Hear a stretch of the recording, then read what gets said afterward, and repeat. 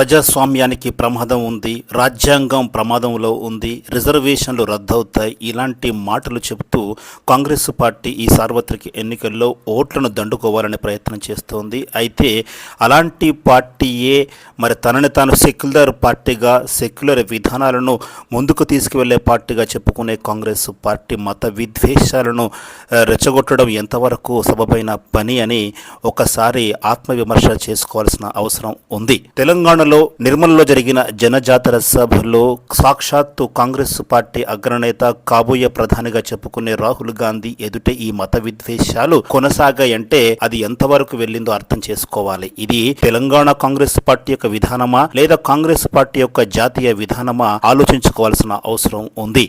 రాహుల్ గాంధీ సమక్షంలోనే, రాష్ట్ర ముఖ్యమంత్రి సమక్షంలోనే కాంగ్రెస్ సీనియర్ నాయకుడు అద్దంకి దయాకర్ చేసిన వ్యాఖ్యలు హిందూ సమాజాన్ని ఆలోచింపచేస్తున్నాయి. హిందువుల ఆరాధ్య దైవమైన శ్రీరామచంద్రుని కించపరిచే విధంగా చేసిన వ్యాఖ్యలు హిందువుల మనోభావాలను దెబ్బతీసే విధంగా ఉన్నాయి. శ్రీరాముణ్ణి కూడా అగౌరవపరిచే విధంగా ఆయన మాట్లాడిన తీరు హిందూ సమాజాన్ని తీవ్రంగా కలిచివేసింది. పార్టీల మధ్య విభేదాలు ఉండవచ్చు, సిద్ధాంతాల మధ్య విభేదాలు ఉండవచ్చు, కానీ ఈ దేశంలో మెజారిటీ సభ్యులైన హిందువుల మనోభావాలను దెబ్బతీసే హక్కు మరి ఏ పార్టీకి కూడా లేదు. ఏ విధంగా అయితే మైనారిటీ ప్రయోజనాల కోసమని అన్ని పార్టీలు మాట్లాడుతూ ఉంటాయో అదేవిధంగా హిందువుల మనోభావాల గురించి మరి ఈ పార్టీలకు పట్టవా అన్నది ఒక ప్రశ్నార్థకంగా ఈరోజు మిగిలిపోతూ ఉంది. మరి కాంగ్రెస్ సీనియర్ నాయకుడిగా ఉంటూ ముఖ్యమంత్రి అనుచరుడుగా పేరొందిన అద్దంకి దయాకర్ మరి ఈ విధంగా ఆరాధ్య దైవమైన శ్రీరామచంద్రుడిని కించపరిచే విధంగా ఇలా తృణాడడం అనేది ఎంతవరకు సరియైన విషయమో ఆలోచించుకోవాలి.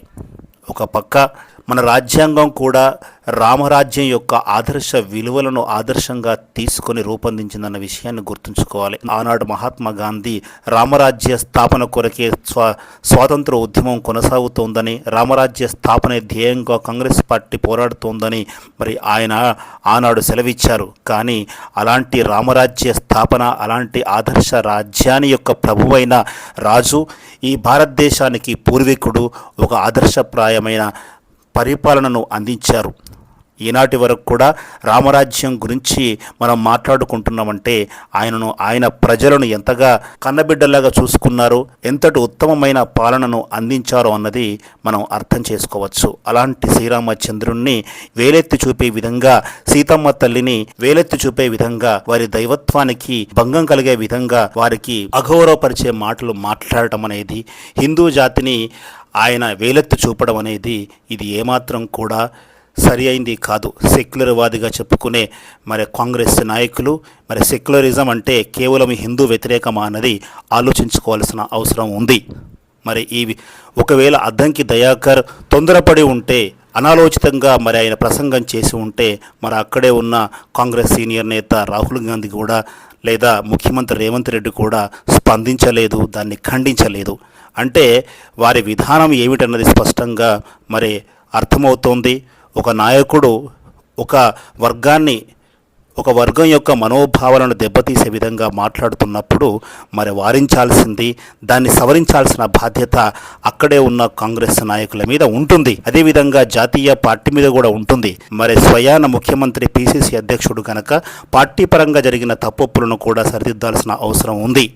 మరి ఈ విధంగా మరి హిందువులని, అదేవిధంగా హిందూ ఆరాధ్య దైవమైన సీతమ్మ తల్లిని, శ్రీరామచంద్రుణ్ణి అగౌరవపరిచే విధంగా మాట్లాడడం అనేది మరి హిందూ సమాజము ఏ విధంగా తీసుకుంటుందో మనం చూడాల్సిన అవసరం ఉంది.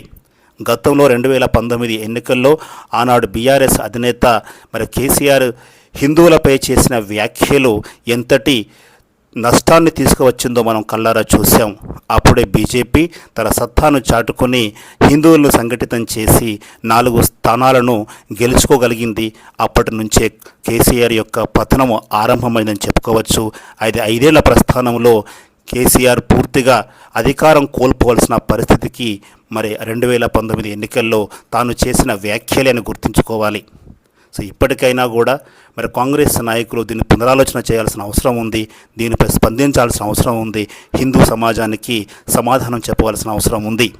రాజకీయ నాయకులు ఓటర్ల యొక్క మద్దతును కూడగట్టాల్సిన అవసరము బాధ్యత వారి మీద ఉంటుంది. అంత మాత్రాన ఒక వర్గం యొక్క ఓట్లను పొందడానికి మరో వర్గాన్ని కించపరచాల్సిన అవసరం లేదు. రాజకీయ పార్టీలు ఒకరిపై ఒకరు విమర్శలు చేసుకోవచ్చు, కానీ ఈ రాజకీయ ప్రతి విమర్శల్లో మరి దైవాన్ని తీసుకువచ్చి దైవాన్ని అగౌరవపరిచే విధంగా మాట్లాడడం అనేది ఏ పార్టీ కూడా శ్రేయస్కరం కాదు.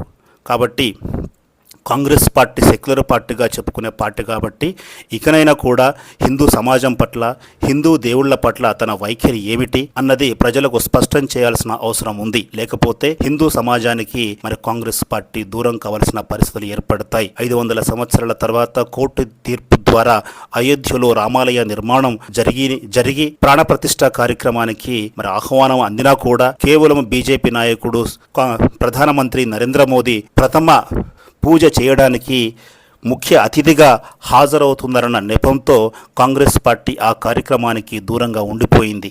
ఆనాడే హిందువులకు మరి దూరమైన పార్టీ ఇంకా హిందువులకు కాంగ్రెస్ పార్టీకి ఉన్న అగాధాన్ని పెంచుకునే ప్రయత్నమే చేస్తున్నట్లు కనిపిస్తుంది.